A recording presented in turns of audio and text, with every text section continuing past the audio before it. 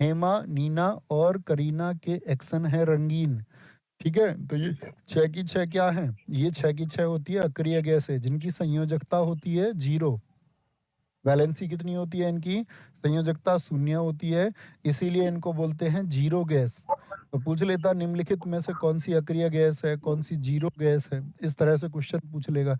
कौन सी अक्रिय गैस नहीं है ये भी पूछ लेगा। ठीक है, आगे आएंगे, बोलो मेरे फटाफट से, आगे आएंगे। नेक्स्ट है आवेग का विमीय सूत्र है, बोलेंगे अभी फटाफट से।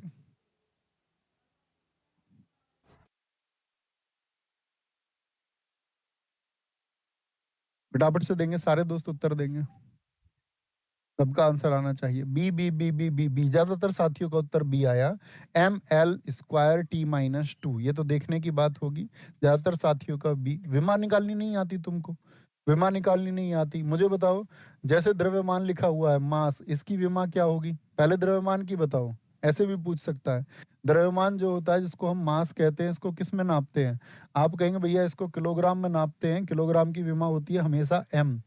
जितनी भी साथी आपका दूरी होती हैं, या फिर मैं बात करूं जो लंबाई होती है, लंबाई जो होती है, लंबाई जो भी होगी वो किस में नपेगी साथी? आपका मीटर में नपती है, और लंबाई मीटर में नपेगी तो उसकी विमा क्या हो जाती है? एल हो जाती है। और समय की विमा क्या होती है बताइए फटाफट से? समय की विमा क्या होती है? जो टाइम है आपका साथी, इसको सेकंड में हम नापते हैं, तो सेकंड की विमा क्या होती है आपका? तो आप कहेंगे सेकंड की होती है भैया विमा टी होती है। क्या बोलेंगे? टी होती है। टी होती है। बी वाले सारे गलत हैं, सी वाले भी सारे गलत थे।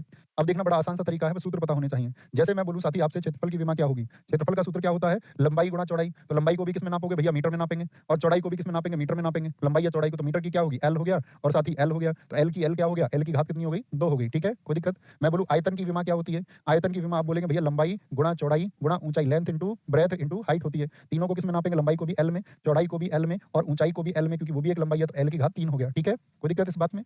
कोई परेशानी इस बात में? मुझे बताओ चाल बराबर क्या होता है? चाल बराबर क्या होता है? सूत्र चाल बराबर होता है दूरी बटे समय। चाल बराबर होता है दूरी बटे समय। दूरी का मात्रक क्या होता है? सारे दोस्त उत्तर देंगे, बड़ा आसान है सीखना। तो दूरी एक लंबाई है, लंबाई को नापेंगे एल में, और साथ ही समय को नापेंगे टी में। तो टी कहाँ है? नीचे है, तो टी ऊपर आएगा तो क्या हो जाएगा? टी हो जाएगा माइनस की घात 1। भाई प्लस की 1 थी ना, टी अकेला था ऊपर, ऊपर आएगा तो टी 1 माइनस का हो जाएगा। मैं पूछूं आपसे दोस्त त्वरण का मात्रक क्या होगा? ये 5-7 याद कर लिए तो सब आसान है। त्वरण का होता है वेग परिमाण। इलेक्ट्रोकार्डियोग्राफ ये होता है, या कई बार इलेक्ट्रोकार्डियोग्राम भी इसको बोलते हैं। ये किसके लिए है? हृदय की जांच के लिए होता है। एक होता है ईईसी, क्या बोलेंगे? क्या बोलेंगे? ईईजी, सॉरी, ईसीजी हो गया, ये ईईजी होगा। इसको बोलते हैं इलेक्ट्रो इंसेलोग्राफ। क्या बोलते हैं? इलेक्ट्रो इंसेलोग्राफ इसको हम कहते हैं। यानी कि आपका ये किसके लिए होता है? ये मस्तिष्क के लिए होता है। किसके लिए होता है? मस्तिष्क के लिए होता है, उसकी जांच के लिए होता है। ईईजी दिमाग कैसा है कैसा नहीं है उसके बारे में बताता है। निम्नलिखित में से कौन महात्मा गांधी राष्ट्रीय ग्रामीण गारंटी अधिनियम, जिसको मनरेगा आप कहते हैं, मनरेगा के अंतर्गत लाभ प्राप्त करने का पात्र है? जो मनरेगा के अंतर्गत लाभ प्राप्त करेगा, बताएंगे कौन सा होगा? तो केवल अनुसूचित जाति या अनुसूचित जनजाति यानी एससी एसटी के लोगों को काम मिलता है, या गरीबी रेखा के जो नीचे हैं बीपीएल, बिलो पॉवर्टी लाइन, उनको काम मिलता है, या सभी पिछड़े समुदायों के परिवारों के वयस्क सदस्यों को मिलेगा, या किसी भी परिवार के वयस्क सदस्य को? तो इसका मानक क्या है? BPL, BPL. ठीक है, और मुझे बताओ मनरेगा के लिए एक्ट कब आया था भैया? क्या बताया था मैंने आपको? मनरेगा के बारे में बताया था 2005। और कब शुरू हुआ था? ये 2 फरवरी 2006 से शुरू हुआ था। 2 फरवरी 2006 से इसकी स्टार्टिंग हुई थी। नरेगा का नाम बदल के मनरेगा किस वर्ष किया गया था? तो आपको पता होना चाहिए, इसी कक्षा में हमने आपको बताया 2 अक्टूबर 2009 को भैया किया गया था। कई साथी मुझसे पहले भी उत्तर बताते हैं, बहुत बढ़िया, बहुत शानदार। बंद अर्थव्यवस्था कौन सी अर्थव्यवस्था होती है? बंद अर्थव्यवस्था। मुद्रा पूर्ति पूर्णतः नियंत्रित होती है गवर्नमेंट के द्वारा। घाटे की अवस्था हो, जैसे भारत हो गया घाटे में, और कई बार बहुत सारे देश विकासशील देश घाटे में होते हैं। केवल निर्यात होता है, ये सिर्फ चीजों को भेजा जाता है भैया, ना तो निर्यात ना आयात। ठीक है, पूर्णतः वैसे कहीं एप्लीकेबल नहीं है, क्योंकि बिना एक दूसरे देशों के संबंध के चलता नहीं है, लेकिन बहुत सारी रोक होती है। जैसे किम जोंग उन ने लगा रखी उत्तर कोरिया के, जो उत्तर कोरिया का है, देखा तुमने किम जोंग उन? बोलेंगे अभी फटाफट से, आराम से आ जाएंगे। सर्वप्रथम किस वर्ष रेल बजट को आम बजट से अलग पेश किया गया था? रेल बजट को आम बजट से अलग पेश किया गया था। बहुत बढ़िया, एक को कुछ काम नहीं है, 15 मिनट से वो बाबू आई लव यू लिख रहा है बस कमेंट में, और उसकी भी स्पेलिंग सही नहीं लिख रहा है। बच्चा तेरा किसी को दिख भी नहीं रहा होगा कमेंट, स्पेलिंग भी ठीक नहीं लिखता है।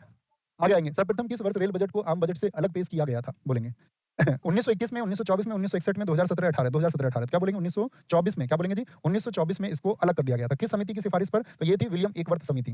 कितने सदस्यों की समिति थी जरा बताएं? विलियम एकवर्थ कमेटी में कितने सदस्य थे? तो आप कहेंगे 10 सदस्य इसमें थे। ठीक है, 10 सदस्य थे। तो विलियम एकवर्थ बहुत इंपॉर्टेंट है, इसको मार्क करके रखिए। 1924 में अलग कर दिया गया, लेकिन 2017-18 से एक साथ आ रहा है। 2018 से एक साथ आ रहा है, तो ये किस समिति की सिफारिश पर आ रहा है? यहाँ कौन सी समिति की सिफारिश हुई थी कि फिर से इसको एक किया गया? तो आप बोलेंगे विवेक देबरॉय समिति। कौन सी थी? विवेक देबरॉय समिति की साथी सिफारिश पर इसको फिर से क्या कर दिया गया? एक कर दिया गया। ठीक है, फिर से एक कर दिया गया। निम्नलिखित कथनों पर विचार करिए। क्या बोलेंगे? चितरंजन लोकोमोटिव की स्थापना 1950 में पश्चिम बंगाल में की गई थी। 1950 में, 1925 में पेश किया गया था। बोलो भाई फटाफट से। बहुत बढ़िया रेणु गुप्ता, बहुत शानदार, बहुत अच्छा परिचय दिया आपने अपनी परिवरिश का, बहुत शानदार। आगे आएंगे। कथनों पर विचार करिए, बहुत शानदार। बच्चों तुम सबको देख के मत होना उनके जैसे, क्यों हो जाते हो तुम किसी के जैसे? किसी ने कुछ देखा, दुनिया की भीड़ की तरह क्यों होते हो भाई? हैं? दुनिया की भीड़ की तरह मत होना। कल आपने देखा जैवलिन में कौन जीता? भाला फेंक में कौन जीता था बताओ? सारे दोस्त आंसर लिखेंगे। तो आप कहेंगे भाला फेंक में नदीम जीता। और किसी देश के लिए प्राइड है, एक खिलाड़ी है। तो मतलब तुम उनकी तरफ तो लोग क्या लिख रहे थे, बम फेंकने की प्रैक्टिस होगी, पत्थर फेंकने की प्रैक्टिस होगी। उस व्यक्ति के पास एक भाला खरीदने तक के पैसे नहीं है, किसी ने स्पॉन्सरशिप तक नहीं दी और कोई विजेता बन जाता है तो तुम उससे चिढ़ते हो। ये कोई बात थोड़ी ना हुई भाई। तुम्हारी एक्सपेक्टेशंस बहुत ज़्यादा है नीरज चोपड़ा से, तो वो सिल्वर ले आए तो तब भी तो पदक आया है, कांस्य भी लाते तब भी टॉप 3 में होते, तो वो एक सम्मान की बात है अलग। लेकिन एक स्पोर्ट पर्सन की उसकी भावनाएँ होती हैं। सोचो आप खेल रहे होते, लोग आपके लिए ऐसा लिख रहे होते, तो किसी के बारे में जब तुम खुद लिखते हो या बोलते हो तो ये सोच लिया करो उसकी जगह अगर मैं होता तो। क्या वो महसूस कर पाता? तो आप उसको उसकी जगह जाके तो आप महसूस कर ही नहीं सकते खैर उसको, लेकिन कम से कम थोड़ी भावनाएँ तो रखा करो। दुनिया के जैसे क्यों होना है? क्यों रेणु गुप्ता मैं तुम्हारे लिए बोल रहा हूँ ये, है ना? तो रिस्पेक्ट किया करो यार। तुमको मतलब तुम्हारा जन्म तुक्के से ही तो देश में हुआ भारत में, किसी का जन्म तुक्के से वहाँ पाकिस्तान में हो गया। या इसके लिए भी कोई फंक्शनिंग हुई थी कंप्यूटर पर बैठ के कि नहीं जी भैया तुम यहाँ इंडिया में पैदा हो गए और वो पाकिस्तान में पैदा हो गए। वो उसका जन्म हो गया, अकस्मात हो गया। अब वो कोई आतंकवादी बने तो हम उसको लाख गालियाँ दें तो अच्छी बात है, ठीक है उसका काम गाली खानी है। लेकिन एक स्पोर्ट पर्सन के लिए तो ऐसा मत लिखो। तो वो विजेता आदमी है यार, उसका सम्मान करो। अपने लिए तो तुम ये चाह रहे हो कि कल मैं एक नौकरी ले लूँगा और एक नौकरी जिसको इस देश में करोड़ों लोगों ने किया है, तो भी तुम वाही-वाही चाहते हो अपनी। और एक आदमी ने कुछ ऐसा कर दिया कि 100 वर्षों का रिकॉर्ड तोड़ दिया ओलंपिक का, तो उसकी वाही-वाही नहीं करना जानते। तो ये कैसा तरीका हुआ यार? ये तो दर्शाता है कि भई हमारी शिक्षा सही से नहीं हुई है फिर तुम्हारे दिमाग में कुछ भरा गया है ना? आगे आएँगे। तो उस कबाड़े को दिमाग से निकालो भाई। थोड़े पॉजिटिव होना सीखो, दुनिया नेगेटिव पहले से ही बहुत है। तुम ही नेगेटिव हो जाओगे तो कुछ खास कर नहीं लोगे, है ना? आगे आएँगे।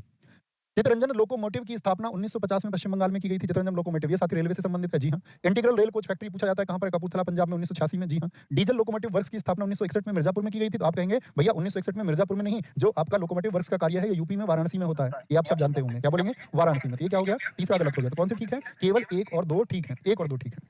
बुद्धिमान छात्र बनिए मेरे साथी, बुद्धिमान छात्र, है ना? मूर्ख नहीं बनना है क्योंकि तुम्हें कल का नहीं पता, खत्म हो जाओगे। कल नहीं तो परसों खत्म हो जाओगे, हम सब खत्म हो जाएँगे। अब तुम बिना बुद्धि के, बिना दिमाग के लेकर के जीते रहोगे तो बिना दिमाग के कैसे जी रहे हो? थोड़ा बौद्धिक रूप से विकसित हो जाओ। भारतीय रिजर्व बैंक ने अपने लेखा वर्ष को निम्न में से किस प्रकार बदलाव किया है? रिजर्व बैंक ने अपना जो साथी जो लेखा वर्ष है, जो अकाउंटिंग ईयर है, क्या वो पहले कुछ और हुआ करता था? जी भैया। तो जुलाई जून से बदल के अप्रैल मार्च कर लिया क्या उन्होंने? जी भैया। पहले उनका जून जुलाई होता था, जुलाई जून होता था और अभी क्या हो गया? अप्रैल मार्च, जैसे हमारा फाइनेंशियल ईयर होता है। तो 2020 तक उनका क्या होता था?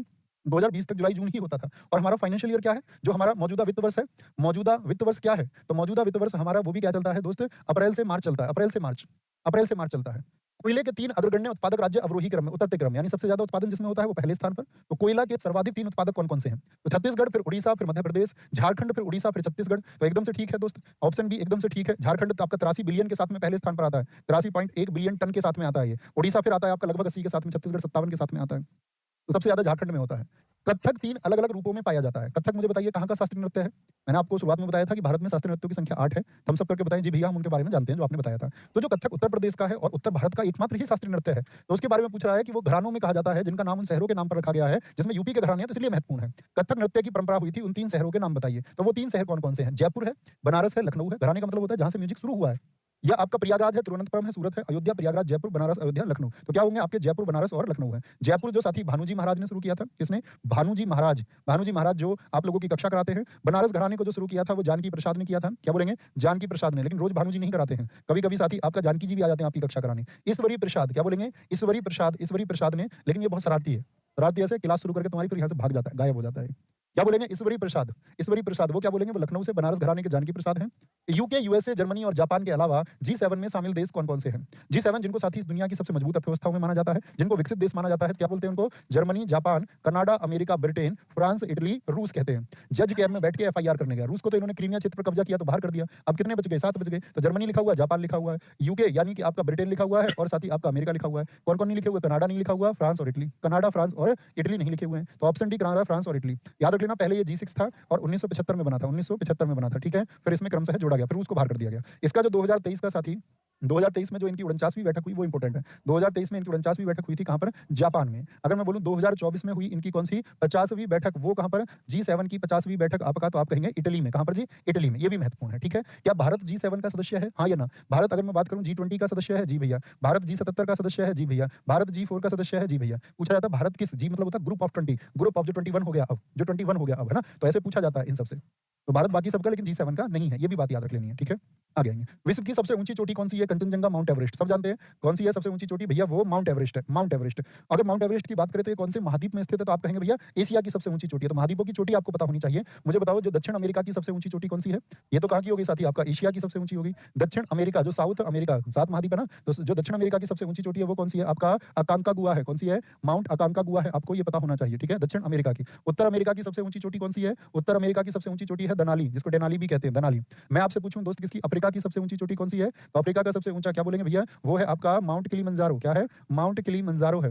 जो ये 6 बता देगा वो सबसे बेहतरीन छात्र है। यूरोप की सबसे ऊँची चोटी कौन-सी है? यूरोप की माउंट एल्ब्रूस है जी। कौन-सी है? माउंट एल्ब्रूस है। क्या बोलेंगे? माउंट एल्ब्रूस है आपका। ऑस्ट्रेलिया की सबसे ऊँची चोटी कौन-सी है? ऑस्ट्रेलिया महाद्वीप ओशिनिया बोलते हैं, कोजिएस्को है। कौन-सी है?